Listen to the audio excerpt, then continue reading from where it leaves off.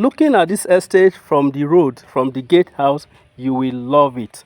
Welcome to one of our fast-selling estates and newly acquired estate here in Mowe.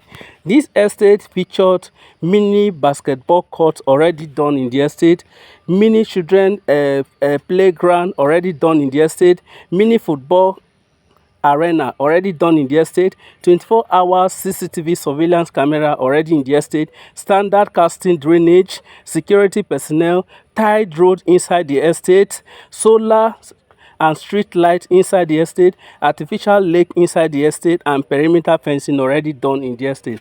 This estate has CFO because it is totally free from government acquisition. With the CFO on this land, your property is legally recognized and you have peace of mind. This estate, as of now, is currently selling for 6.5 million naira. But when we're done with the launching on the 13th of February 2026, the price will go up. People who bought early last year in this estate, they have already started their building and some have completed their building. In fact, on the 13th of this month, we are going for the housewarming. This is fantastic. Though some who have already completed their building, they are going to be doing their housewarming and we will celebrate them. Congratulations in advance.